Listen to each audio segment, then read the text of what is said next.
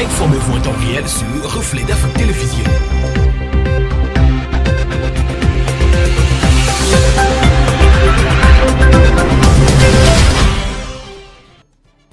Bonsoir, madame, monsieur, bienvenue au rendez-vous de l'information du soir sur Reflet d'Afrique Télévision, les titres de ce journal. Reprise des classes au Cameroun le 1er juin prochain.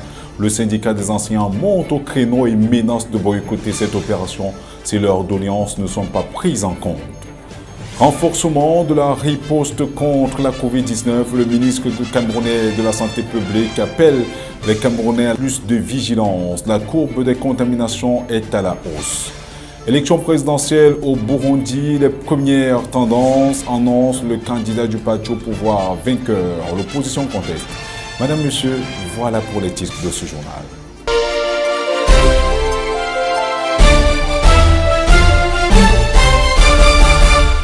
Bonsoir une fois de plus.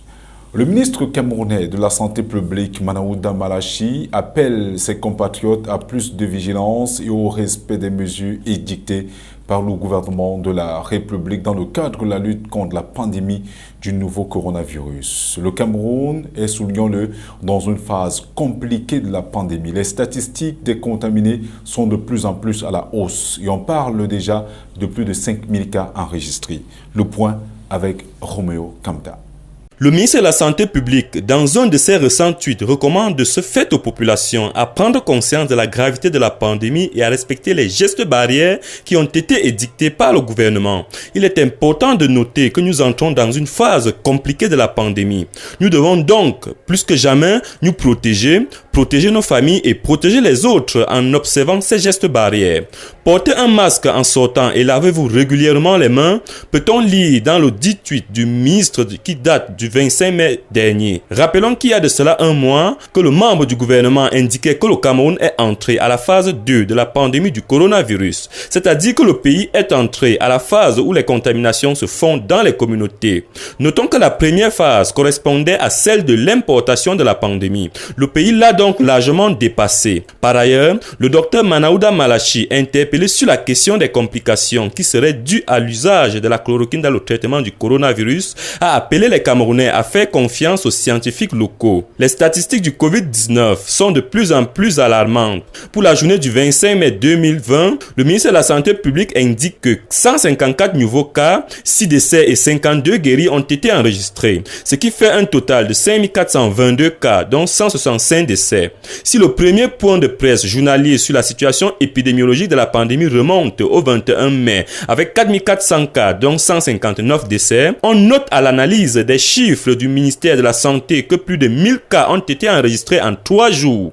Des chiffres inquiétants mais attendus par le ministère de la Santé publique. Le 21 mai dernier, le docteur Alain Georges et Tundi Mbala indiquaient que cette flambée des cas est obtenue grâce à l'augmentation de la capacité de dépistage précoce. Le directeur de la lutte contre la maladie, les épidémies et les pandémies au ministère de la Santé publique avait par ailleurs annoncé que les tests sont disponibles tout en prévenant que le nombre de cas contaminés ira croissant dans les prochains jours du fait de l'augmentation du nombre de tests. Il est à constater que depuis l'assouplissement des mesures de confinement par l'État le 30 avril dernier, avec notamment l'ouverture des débits de boissons et lieux de plaisir à plus de 18 heures, les contaminations au Covid-19 ont explosé. Les autorités sanitaires envisagent désormais d'aller dans les communautés, traquer les porteurs du virus, tracer toutes les personnes qui ont été en contact avec le sujet porteur afin de les sécuriser. Mais la seule arme efficace reste encore et toujours le respect des mesures barrières, notamment le lavage régulier des mains avec de l'eau coulante et du savon et le port systématique du masque. Vigilance.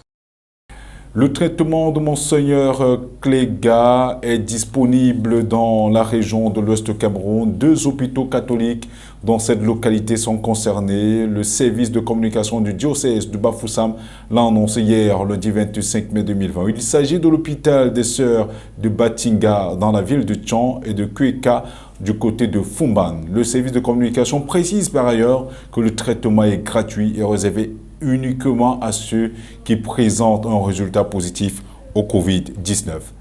Toujours en rapport avec cette pandémie au sujet de la reprise des classes le 1er juin prochain, le syndicat des enseignants du Cameroun menace de boycotter cette opération.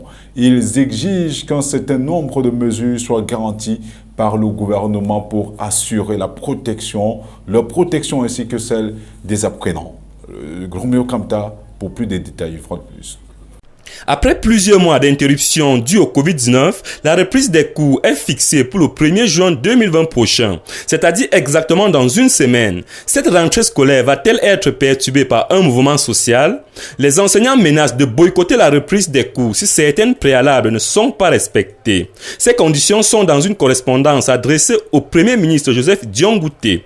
À cause du Covid-19, les enseignants exigent que tous les centres d'examen soient équipés pour leur permettre de répondre à toutes les urgences sanitaires, lesquelles pourraient survenir au cours du déroulement des examens de la session 2020. La santé des enseignants, de millions d'élèves, ainsi d'ailleurs que de leurs parents, nous semble sans prix. Les syndicats mobiliseront les enseignants en cas de nécessité à se défendre si des dispositions claires ne sont pas prises pour assurer leur retour protégé sur les campus scolaires. Lit-on en conclusion du document signé par Robert Kafo-Fokou, porte-parole des syndicats d'enseignants du Cameroun. Les syndicats souhaitent aussi la disponibilité gratuite des masques et gel hydroalcoolique pour tous les élèves et enseignants sur tous les campus scolaires, de limiter le nombre des élèves à 24 par classe au maximum et d'assurer la désinfection quotidienne et méticuleuse des campus scolaires. S'agissant du travail, les enseignants demandent aux autorités éducatives de prévoir des primes spéciales pour la surcharge de travail. Aussi, de mettre à la disposition des établissements scolaires du secondaire le reliquat des frais exigibles non débloqués à ce jour. Enfin, d'organiser les examens sur la base de la couverture à jour des programmes scolaires et d'échelonner au besoin la reprise des classes, en commençant dans le secondaire par les terminales pour éviter l'engorgement des campus. À votre suite, Romeo Kamta, soulignons que le président du mouvement patriotique pour le changement du Cameroun, Jean-Blaise Guet, a récemment envoyé une correspondance au chef de l'État camerounais pour lui signifier qu'il n'est pas opportun de renvoyer les enfants à l'école alors que la pandémie du nouveau coronavirus ne connaît pas encore de traitement. Pour lui, l'essentiel devait consister à concentrer toutes les énergies et moyens dans la lutte contre la Covid-19. Prévenir valant mieux que guérir, a-t-il souligné. Les États-Unis, l'Europe peinent encore à trouver la solution à cette pandémie. Le Cameroun n'est donc pas en reste. Revenons sur la fête du Ramadan qui s'est célébrée le 25 mai dernier pour souligner qu'il n'a pas connu un cachet particulier cette année à cause de la virulence de la pandémie du coronavirus. Les prières se sont faites à domicile pour beaucoup de fidèles. Les différents responsables de religion ont prêché pour la paix au Cameroun et l'éradication du coronavirus au pays. Nos reporters ont sillonné les rues de la métropole économique du Cameroun. C'était également le cas dans les domiciles où les uns et les autres ont mis en exergue les directives du gouvernement en matière de lutte contre le coronavirus. Je vous propose une attitude d'un fidèle musulman, El Hadj Reluanou. Pas que c'est ici à la maison, voici mon masque. Je porte toujours ça ici avec ça. Donc, que les gens ne croient pas qu'il n'y a pas cette maladie. Il y a ça. Mais il faut respecter seulement les consignes. Laver les mains, ne pas arriver là où il y a les gens sans masque et avant de manger, il faut toujours laver les mains. Tu entres partout, tu sors, il faut laver les mains. Là, je crois que tu peux éviter ça à 90%. Et nous demandons à tout le monde, à toutes les familles, de sensibiliser les enfants. Vous voyez qu'il y a encore le choléra qui est en train d'arriver. Donc les gens ne s'amusent pas. Laver les mains, boire l'eau qui est bonne et regarder le gobelet d'abord s'il n'y a pas de sanitaire dans le. Ils ont fait à monsieur le gouverneur de la région du littoral, monsieur le préfet du département du Gouri et monsieur le nouveau grand maire de la ville. Et bonne fête aussi à monsieur le sous-préfet de Douala 2e. Bonne fête à madame le maire. Et bonne fête à tous nos militants du parti RDPC, OF, RDPC, OG, RDPC. Et bonne fête aussi à tous nos chefs qui sont ici à Douala, Nubel, Makea, Village, Bonabéry et tous les chefs. Bonne fête. Et bonne fête aussi à monsieur le président de la République, son excellent Paul Biya, lui et sa famille. Et nous continuons à prier pour lui, pour qu'il ait la santé et la sagesse de continuer à nous gérer, parce que nous avons besoin de lui. En Konsamba, dans le département du Mongo, région du littoral au Cameroun, c'est dans un cadre restreint et dans une discipline totale que les musulmans de cette localité ont célébré la fête de la fin du mois consacré au Ramadan. La prière symbolique était présidée à la mosquée centrale par l'imam Souaïbou Liman, qui a invité la communauté au respect strict des mesures barrières visant à éviter la propagation du coronavirus en Konsamba. Reportage Apollinaire Kameni. L'Aïd Fid, la fête de la rupture du jeûne qui marque la fin du mois sacré de Ramadan, a eu lieu ce dimanche 24 mai 2020. Dans la ville de Konsamba, les musulmans ont élevé leur intention de prière vers Allah pour implorer sa miséricorde dans le combat mené face au Covid-19. D'abord, le Ramadan, nous l'avons fait dans le strict respect des mesures barrières décrétées par le chef de l'État, son Excellence, M. Paul Biya. Nous avons essayé, dans la mesure du possible, de sensibiliser toute la population au respect de ces mesures. Ceci étant, nous sommes conscients de la dangerosité de la situation. Et c'est pour cette raison que nous serons de prier Allah, Dieu Tout-Puissant, afin qu'il puisse nous apporter d'abord pour ceux qui sont décédés, qu'il pardonne leur âme, pour ceux qui sont encore malades, que Dieu leur accorde son assistance pour un prompt rétablissement. Et pour ceux qui ne sont pas atteints comme nous ici, nous prions Allah de nous protéger et surtout de faire en sorte que la situation soit le plus vite assainie afin que nous puissions vaquer sereinement à nos occupations habituelles. Dans son sermon, l'imam Souaïbou Liman a invité ses ouailles réunis au sein de la mosquée centrale de Konsamba au respect des mesures barrières édictées par le gouvernement de la République pour faire face à la pandémie. Au mois de Ramadan, nous avions passé un mois de crise de pandémie qui est en train de ravager nos frères camerounais. C'est pour cette raison que aujourd'hui, la fin de Ramadan, nous nous sommes préparés dans nos sermons pour cette pandémie, d'éviter les fidèles de respecter toutes les mesures que le gouvernement a prises. Dans leur recueillement, les musulmans de la ville de Konsamba ont imploré le pardon et la paix de Allah sur le pays dans un cadre restreint et discipliné. Dans le Vouri, conformément aux directives du gouvernement camerounais et la circulaire des conseils de chefs traditionnels musulmans du littoral et du sud-ouest, le comité d'organisation des fêtes de fin de Ramadan présidé par El Hadj Mohamedou Yakoubou a veillé à ce que les mesures barrières contre la Covid-19, notamment le port de masque, le lavage des mains et l'utilisation du gel hydroalcoolique soient respectées à la lettre. Comme en Konsamba, le sermon du grand imam de la ville de Douala Tchèque, Mohamed Malik Faroud, a porté sur le contexte plombé par la pandémie du coronavirus. La Fondation Kétianga vient de clôturer 3 semaines d'activité dans le département d'Oundé, région de l'Ouest Cameroun, à travers des campagnes de sensibilisation sur la lutte contre le nouveau coronavirus et les dons aux différentes couches de la société dans cette localité. Cette fondation vient ainsi mettre en pratique l'appel à la solidarité du président Paul Biya. Reportage Thierry Blanchard-Sop. Par ces temps difficiles de coronavirus dans le monde, la tribune des fêtes de Baganté s'est avérée étroite le vendredi 22 mai dernier. Et pour cause, l'honorable Célestin Kétianga, digne fils d'Undé, à travers sa fondation, clôturait 3 semaines de soutien aux populations du département qu'il a vu naître. Après leur majesté, les monarques, les institutions telles que les marchés, les formations de santé, les orphelinats, etc., les mototaximènes, les catégories fragiles étaient à leur tour à l'honneur. Plus de 1000 bénéficiaires sous l'encadrement de Madame le délégué des affaires sociales du département d'Undé.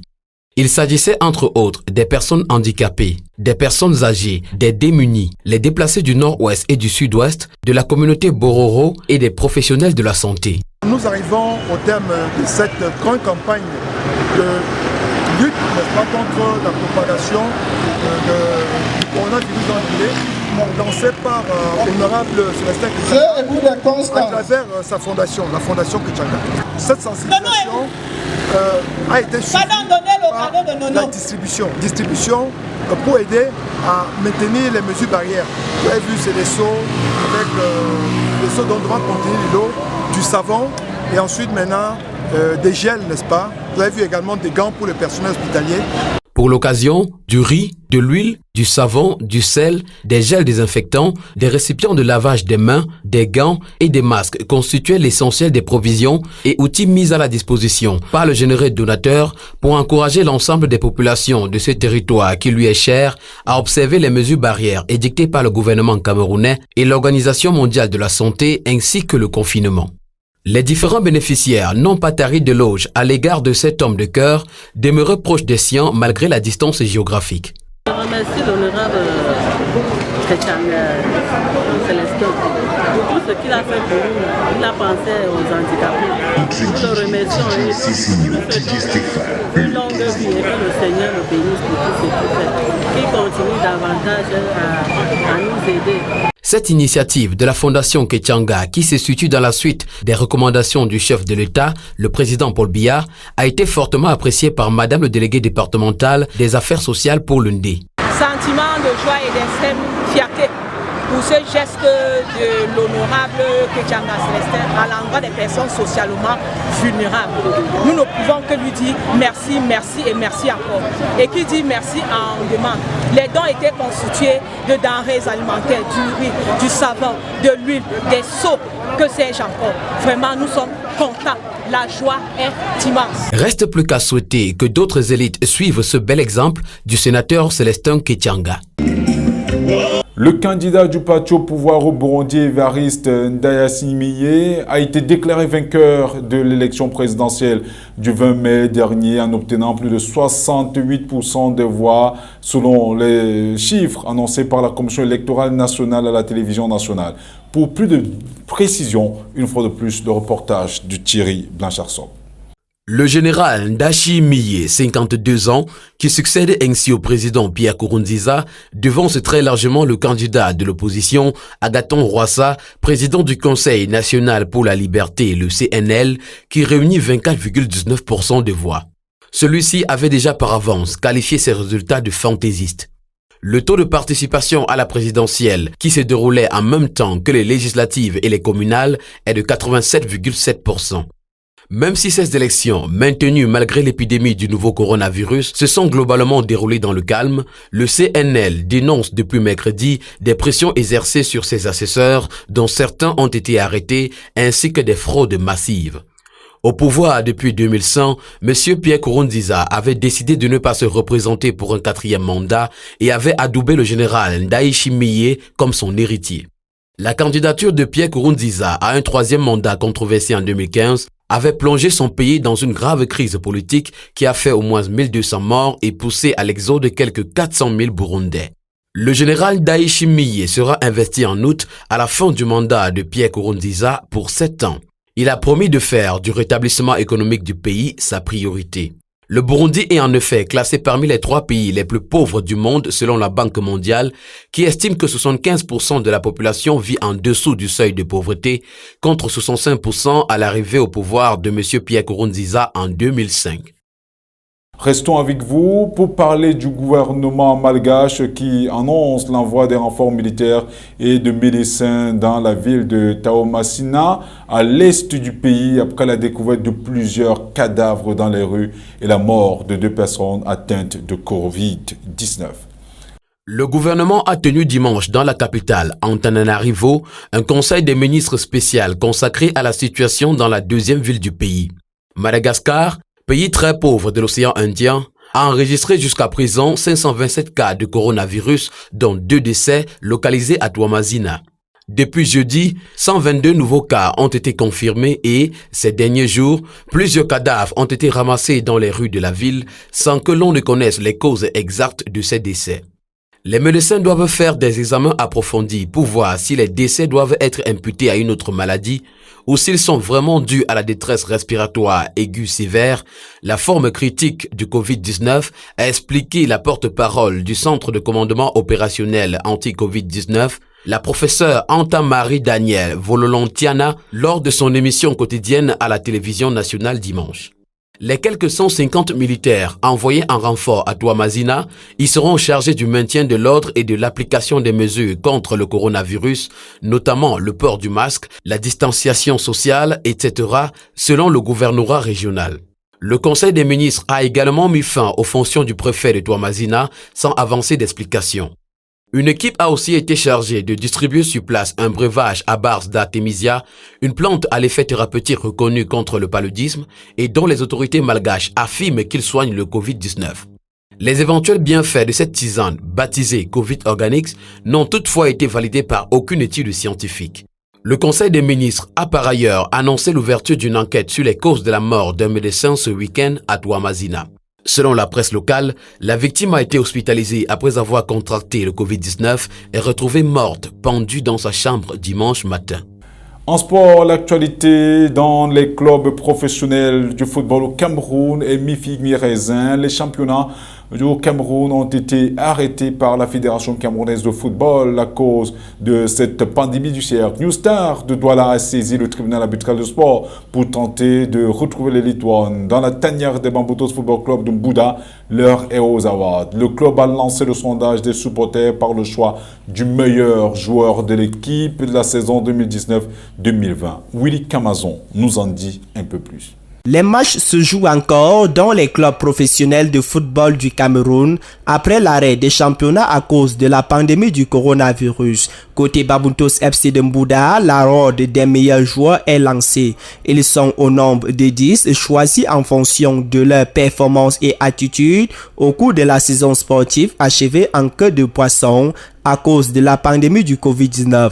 Les 10 nominés ayant mouillé le maillot de Bamboutos FC de Mbouda avaient l'espoir d'offrir un titre de plus 50 ans après en dehors de la Coupe de l'Unifac qui a disparu sont entre autres Zoumeo Ndirené, Marc Ojom Congo, Mbappé Muller, Aristide Medjo, Bayem Jack Patrick, Moukab Rostan, Chouami Pagnol et Chouaka. Les fans de l'équipe d'1 milliard de supporters ont jusqu'au 15 juin prochain pour voter. New Star de Douala de son côté a saisi le tribunal arbitral de sport pour remettre en question la tenue de ces championnats. À titre de rappel, dans une sentence rendue publique le lundi 21 octobre 2019, la Chambre de conciliation et d'arbitrage du Comité national olympique et sportif du Cameroun a ordonné la réadmission de New Star de Douala en première division après lui avoir donné raison dans le procès qui l'opposait à la Ligue de football professionnel du Cameroun au sujet du règlement ayant soutenu l'organisation du dernier championnat. La décision est donc tombée alors que la Fédération camerounaise de football avait déjà procédé au lancement du championnat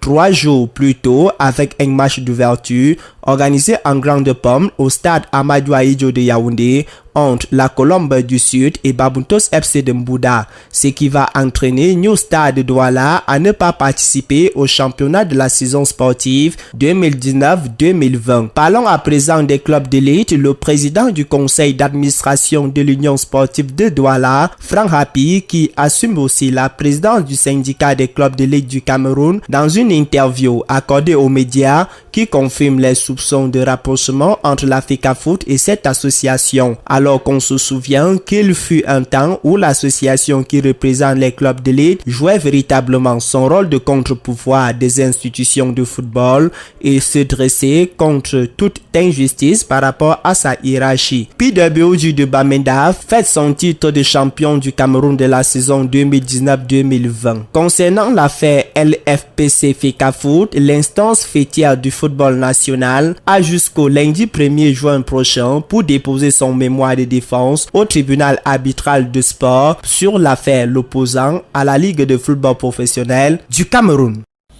Madame, Monsieur, c'est sur cette note de sport que nous mettons un terme à ce journal. Merci de l'avoir écouté. Retrouvez-nous également sur notre chaîne YouTube et notre page Facebook. N'oubliez pas de faire un tour sur notre site internet à l'adresse www.refletdafriquetv.com. Au revoir.